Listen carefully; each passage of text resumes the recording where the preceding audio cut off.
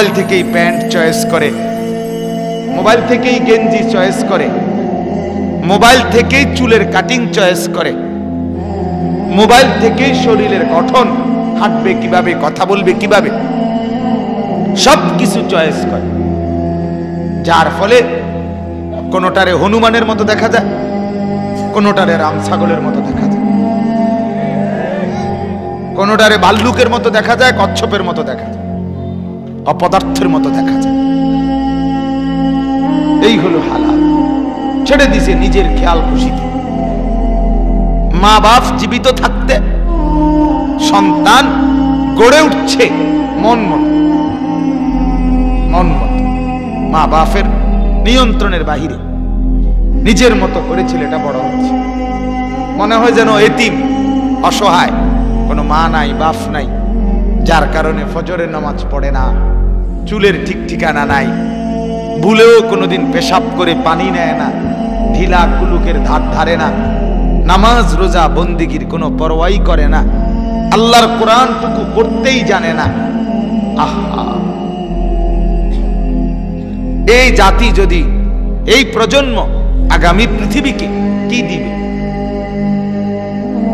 অশ্লীলতা, বেহায়াপনা, জিনা, ব্যভিচার আর উলঙ্গপনা ছাড়া আর কি দিবে?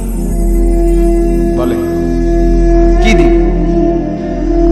সারাদিন যেই ছেলেটা মোবাইলকে নিয়ে, নিজের বন্ধুদেরকে নিয়ে আড্ডা দেয়, তার থেকে পরবর্তী জেনারেশন কি পাবে? পরবর্তী প্রজন্ম কি শিখবে?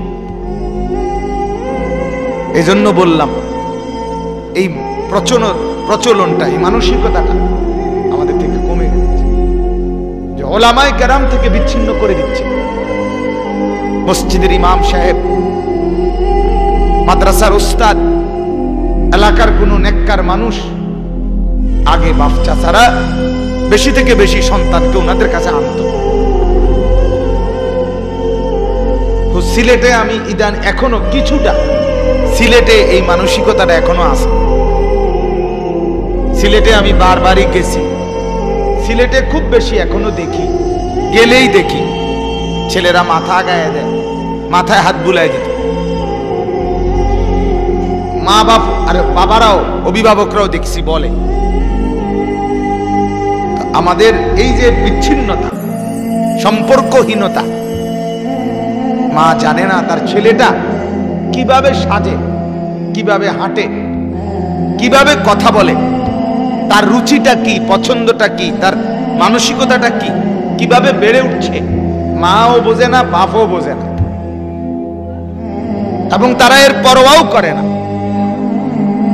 এইভাবে বুঝি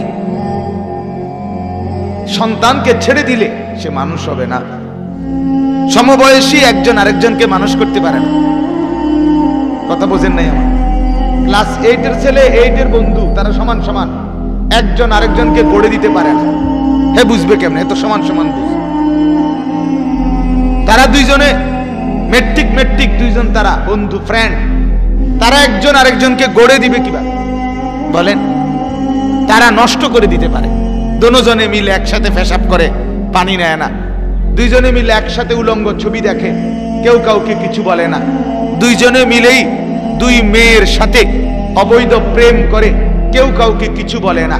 কারণ এই যে সমবয়সী, যে আলাদা কোনো বুঝ তো কারো মধ্যে নাই। এজন্য একজন মাথার উপরে ছায়া,